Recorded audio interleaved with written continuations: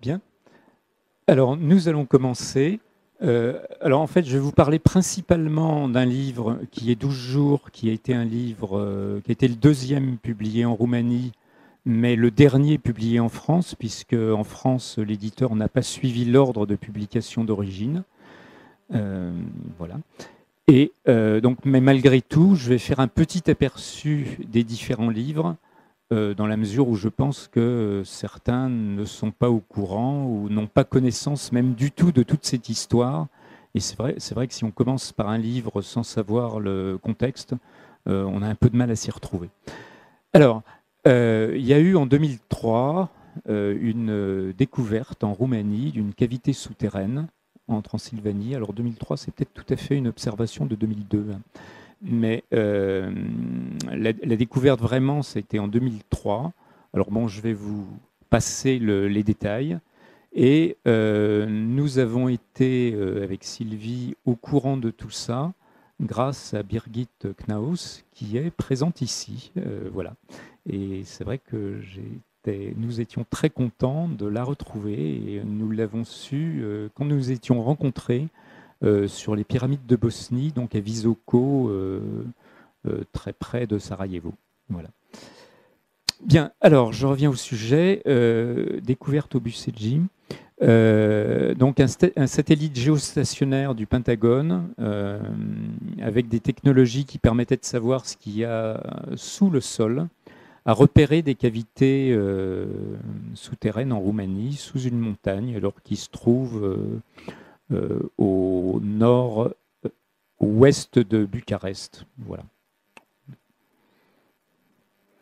Alors, voilà ce que ça donne vu de la vallée. Il y a une expédition conjointe roumaine-américaine en août 2003 pour pénétrer. Alors, ça a été un peu compliqué, c'est décrit dans le livre, hein, tout ça. Et voilà le schéma de la cavité souterraine vue de la vallée, c'est-à-dire de la vallée de la petite ville de Bousteni, qui est une ville où il y a des téléphériques qui partent, des remontes de pente, parce que c'est en même temps un endroit où on fait du ski, puisqu'il y a des montagnes qui ne sont pas trop loin de Bucarest, et c'est bien pratique pour les habitants de la capitale. Alors voilà ce que donnent les monts, les rochers qui sont au-dessus, qu'on voyait tout à l'heure représentés schématiquement. Voilà ce que les Roumains appellent le sphinxule. C'est un sphinx, enfin ça ressemble à un sphinx. C'est un rocher aussi. Voilà. Et alors, toute cette histoire, c'est à la fois le récit de la découverte, mais c'est en même temps un message sur toute une série de sujets, comme la vie, les plans de réalité différents, notre être, la force de la pensée, transmission de pensée, univers, destin de l'univers, rôle de l'homme, etc. Tout ça, ça apparaît dans le livre. Alors voilà la fameuse cavité souterraine. L'accès, c'est en bas, entrée de la salle de projection. Et vous voyez des tables hantées pour projection holographique. Alors le problème des tables, c'est qu'elles ne sont pas notre taille. Elles sont à peu près 2 fois trop hautes pour nous. Et la raison, c'est que tout est dimensionné pour des géants qui vont faire dans les 3,50 m, 4 mètres, quoi. Et donc ça a été habité, enfin occupé dans le passé, on va dire il y a peut-être 40 000 ans, par des géants, et qui ont laissé les lieux, semble-t-il, il y a 800 000 ans, quelque chose comme ça, parce que les archives d'histoire de l'humanité s'arrêtent là. Après, il n'y a plus rien, donc ce n'est pas mis à jour. Voilà. Et alors, vous avez différents dispositifs dans cette salle, dont un demi-cylindre transparent qui, en fait, est une machine à faire voyager la conscience dans le temps. Ce n'est pas décrit dans le livre, parce qu'on ne le sait pas à l'époque. Et vous avez 3 tunnels qui partent au fond, vers l'Égypte, la terre intérieure, et le Tibet et d'autres endroits. Alors là, bon, je vais passer directement au deuxième livre publié en Roumanie, qui est 12 jours, une initiation secrète au mystérieux pays des dieux. C'est la traduction littérale du titre roumain. Hein, sachant qu'aux USA, il a été traduit par, bizarrement, Transylvanian Moonrise. Voilà. Alors, c'est un livre qui commence avec la rencontre avec l'homme que le temps a oublié. En fait, il s'agit d'un alchimiste, Elinor, qui parvient à la pierre philosophale et qui a une rencontre avec un ancêtre qui le retrouve, vieux de 500 ans, alors qu'il ne vieillit pas, en fait, il n'y paraît pas, évidemment. Purification de la matière, mais il lui explique bien que l'alchimie, ce n'est pas la purification de la matière, c'est avant tout un cheminement spirituel, un cheminement intérieur. Alors, il y a des transmutations. Alors, ça, c'est moi qui l'ai inclus, d'après les recherches personnelles.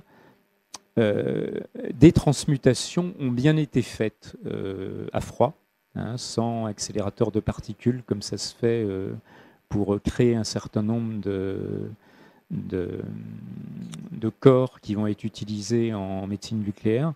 On peut les faire à froid, on peut les faire avec des bactéries, on peut les faire de tas de manières différentes, et la vie sait faire ça depuis longtemps.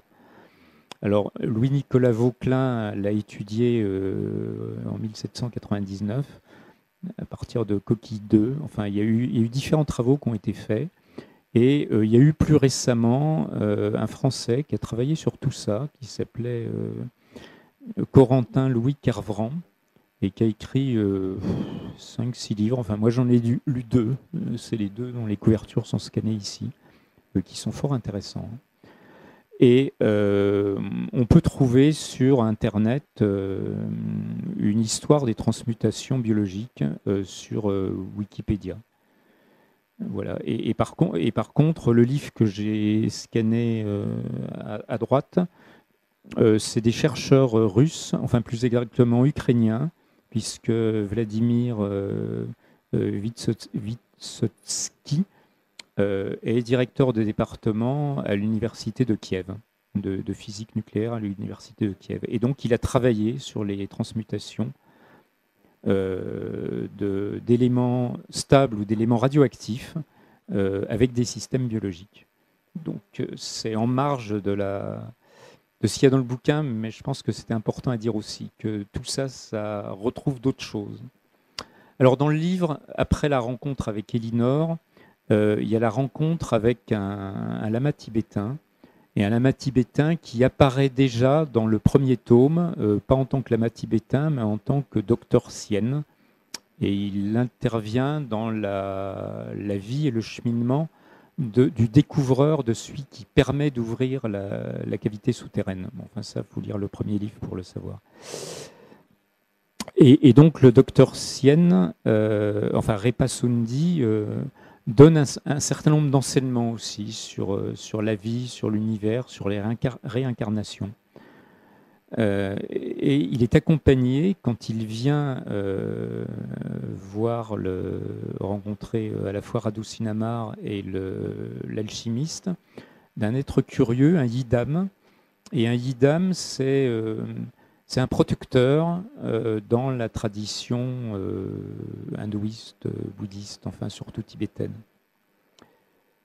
Mais il le voit matériel, alors qu'en fait, il n'est pas vraiment matériel, c'est une création. Alors, ils vont participer, ils vont aller dans les monts Apuseni. Alors, nous, on y a été aussi, dans ces montagnes. C'est des montagnes qui sont, on va dire, au nord-ouest de Bucarest. C'est une chaîne où il y a les monts métallifères dedans, des endroits où il y a des mines d'or. Il passe par un portail avec Elinor, dont j'ai parlé tout à l'heure chez l'alchimiste, Repasundi, c'est le lama tibétain, et le yidam, et Radu Sinamar, évidemment. Et ils prennent un chemin qui était dans les monts Apuseni, et en fait, ils se transforment, ils passent dans un portail, et ils voient que petit à petit, leur réalité se transforme. Alors, ils voient de moins en moins sur les côtés, ça devient un peu noir. Et petit à petit, alors ce qui est au milieu, qui était un chemin de terre, enfin un chemin, imaginez le chemin qui monte ici, quoi. C'est du même genre. Et petit à petit, ça va être un chemin de cailloux. Et ce qu'on voit sur les côtés, petit à petit, bah, ça va être un relief de l'Himalaya. C'est-à-dire ils ont changé, ils sont passés dans une autre réalité. Et ils montent sur ce chemin dans l'Himalaya, ils arrivent à une grotte, et Radu est attendu et accueilli par une divinité bleue, à la peau bleue. Et alors là, je vous ai mis en illustration des divinités de la mythologie indienne. Et vous voyez qu'un certain nombre ont la peau bleue, il y en a même une en bas qui a la peau verte. Donc, dans la mythologie indienne, on retrouve beaucoup de divinités bleues. Et d'après ce qu'on voit sur certains sites sur les extraterrestres, il semblerait que les gens de Sirius puissent avoir la peau bleue, enfin des planètes autour de Sirius évidemment. Et justement, il joue un rôle dont on parlera dans un des livres, dont Sylvie va parler tout à l'heure. Voilà, alors Machandi, la déesse qu'il rencontre, la divinité qu'il rencontre, on a un petit peu son histoire, et il y a 9000 ans, elle a été l'accompagnatrice de Rama et Sita. Rama et Sita, c'est ceux que vous venez de voir, hein, ils étaient au milieu. Rama étant le bleu, et Sita, sa compagne, qui est une terrestre. Et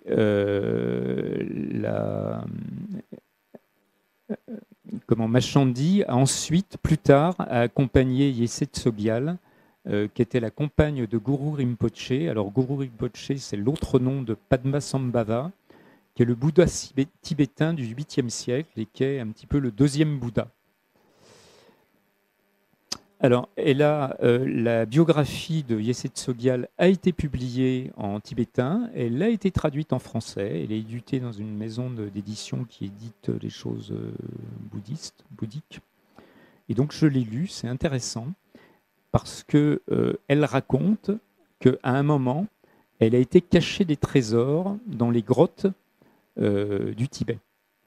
Elle a dispersé un certain nombre de trésors pour qu'ils soient retrouvés plus tard.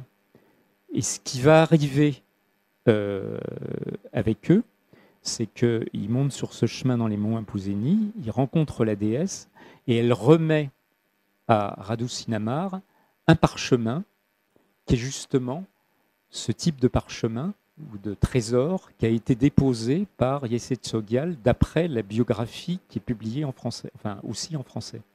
Donc on a quelque chose qui se confirme là, je veux dire, ça colle. Alors le parchemin, il n'est pas traduit dans ce livre-là, il faut attendre un livre qui s'appelle Le Parchemin secret, qui est en cours de traduction chez l'éditeur français, qui a déjà été publié en anglais. Voilà, et que j'ai lu en anglais. Et ces 5 enseignements pour l'humanité, c'est très intéressant. Enfin bon, on ne va pas en dire plus là-dessus. Voilà. Alors, le parchemin contient des trésors cachés par Yesé Tsogyal, qui est des enseignements de Guru Rinpoche. Et alors, ce qui est expliqué dans le livre, c'est qu'à son époque, les temps étaient troublés. Les enseignements n'auraient pas pu avoir d'impact. Et aujourd'hui, on est à une période qui est une des plus sombres et décadentes de toutes celles qui a vécu l'humanité. Mais par contre, la communication et l'ouverture des hommes ou de certains est beaucoup plus grande et la communication est plus aisée et les enseignements peuvent être compris par certains maintenant. C'est la différence. Voilà. Alors, je passe maintenant en vitesse, je regarde ma montre, sur 2 autres bouquins. Le mystère égyptien Kella, donc c'est le livre publié en 3e en Roumanie. Donc ils vont aller dans le tunnel 2, le tunnel de droite de la grande salle hémisphérique. Donc vous voyez l'entrée du premier tunnel. Et vous voyez aussi une console qui permet de visionner des scènes de l'histoire de l'humanité. Alors on visionne un certain nombre de choses dedans, c'est mentionné dans le livre. Et en particulier un passage très très intéressant où il visionne la vie de populations hyperboréennes qui ont vécu en Roumanie et en Europe de l'Est à cette époque, enfin il y a 8-10 000 ans. Et là, c'est vraiment très intéressant parce que c'est des gens qui vivent dans la paix, qui vivent dans l'amour et qui vivent dans la méditation. Et qui sont, on va dire, plus avancés que nous sur beaucoup, beaucoup de points. Alors, après, ils vont en Égypte, ça va être plus prosaïque, mais enfin, ça montre aussi que les Américains, quand ils veulent mettre des choses, quand ils en ont besoin, ils sont capables d'utiliser des systèmes qui officiellement n'existent pas. Donc, ils utilisent des batteries nucléaires à fusion froide. La fusion froide, évidemment, d'après les scientifiques, c'est pas possible. Voilà, alors c'est le véhicule électrique qui les emmène, va à 125 km/h, fusion froide. Voilà, alors ça met un certain temps quand même, parce que l'Égypte c'est loin de la Roumanie, donc ils sont obligés de dormir en cours de route. Mais enfin, tout avait été prévu. Et ils arrivent à une salle sous le plateau de Gizeh, avec une amorce de tunnel qui semble avoir été creusée en direction de la Grande Pyramide, mais qui n'a pas abouti. Et c'est la chambre occulte que voilà, avec des plaques métalliques de données disposées sur des étagères de pierre, c'est-à-dire une grande bibliothèque de connaissances de ceux qui les ont mis là. Et donc, c'est presque des annales akashiques en même temps que des données sur plein de choses, quoi, sur l'univers, sur l'homme, surtout. Et vous voyez au milieu un dispositif avec un siège à l'intérieur, et il y a une bande de métal qu'on peut se mettre autour de la tête. Et c'est une machine qui fait voyager la conscience de ceux qui en sont capables, parce que tout le monde ne peut pas utiliser ça. Il faut avoir un certain degré d'élévation spirituelle, parce que sinon, on ne résiste pas. Voilà, et César Brad, qui est le découvreur de la cavité souterraine, lui utilise ça, c'est raconté dans le bouquin, pour explorer la vie de Jésus. Et il y a 20 et quelques pages d'exploration de la vie de Jésus en étant spectateur. Voilà, et vous voyez aussi dans un coin une petite plateforme antigravité, chose que nous ne savons pas faire maintenant. Voilà, alors donc il y a la vie de Jésus avec des choses qui correspondent à certaines choses qu'on peut trouver dans les évangiles, et puis d'autres qui sont des choses qui ne sont pas marquées dans les évangiles clairement. En particulier le fait que la disciple la plus proche de Jésus, c'est Marie-Madeleine. Ils assistent à la descente du corps de Jésus, le tremblement de terre qui est décrit dans Matthieu. Et par contre, ce qui n'est pas décrit dans Matthieu, c'est qu'au moment de l'orage apparaissent deux énormes disques volants entourés de lumière clignotante avec des projecteurs. Ce n'est pas marqué dans l'évangile de Matthieu, alors je ne sais pas pourquoi, il a peut-être oublié. Bon. Oui.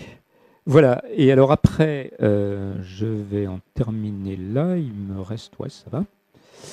Vous avez À l'intérieur de la Terre, donc, qui est le dernier le livre publié en 5e en Roumanie. Donc nous, en France, il nous en manque un qui est Parchemin secret, donc, qui va venir après. Et À l'intérieur de la Terre, c'est l'exploration du second tunnel. Donc vous voyez, on a vu le premier tunnel tout à l'heure. Le tunnel 2, c'est celui qui va vers la Terre intérieure, avec l'entrée de la salle qu'on a vue tout à l'heure. Et bon, on a... en fait, depuis la découverte, ils se sont aperçus que le stationnement dans la grande salle hémisphérique n'était pas donné à tout le monde. En fait, qu'il y a des gens qui sont là pour travailler, pour la sécurité, pour des tas de choses. Et ben en fait, c'est des gens qui ont des malaises, qui se sentent pas bien, ils sont pas dans leur assiette là-dedans. Donc ils ont réfléchi à tout ça, ils se sont posé des questions, ils ont examiné ce qui se passait, et il y a déjà les gens qui sont prêts à aller là-dedans ressentent qu'il y a une transformation. Alors c'est une citation du bouquin, une transformation inattendue de comportement et de pensée. Une suspension de l'esprit, un calme. Et donc, ils ont établi un protocole avec des tests pour l'accès à la salle. Voilà. Et à part ça, il y a accès à la salle qui a été donné à un nombre très, très limité de scientifiques de différents pays, après les tests, etc. Voilà, alors ça c'est le tunnel du milieu qui va vers le centre de la Terre. Alors en fait, il se divise en plusieurs. Il y a une bifurcation qui mène vers Thomas VI, enfin qui mène en réalité vers une grande salle souterraine, un hall souterrain, on va dire, où il y a un ascenseur, enfin un ascenseur qui sert à descendre en fait. Et là, qui mène à une cité souterraine qui est Thomas VI, qui est un nom dérivé du nom de Thomis, qui est le nom sous les Romains du grand port roumain sur la mer Noire qui s'appelle Constanța. Constanța, nous, on y a été aussi. Il y a un très très beau musée d'histoire et d'archéologie. Et il y a une très belle céramique protégée sous Ceausescu par une grande structure au béton, pas très belle, mais un grand hall au béton. Voilà.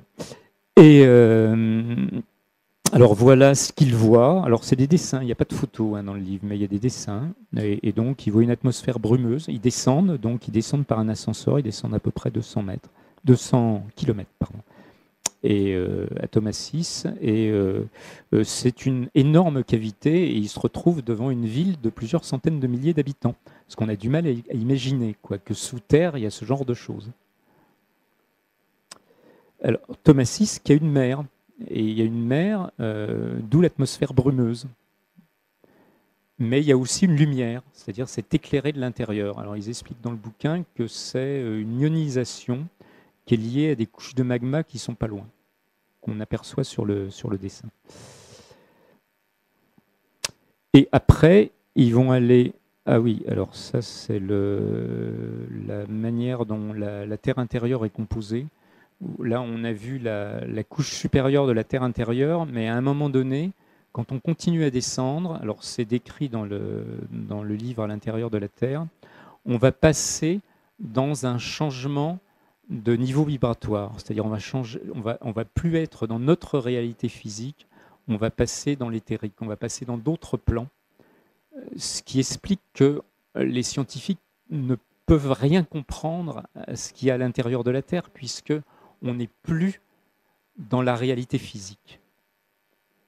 Donc, c'est-à-dire que les examens de sismographie et tout ce qu'on veut dire de transmission des ondes sismiques, etc., ça ne veut rien dire à partir du moment où la réalité à l'intérieur de la Terre, elle n'est plus la réalité physique.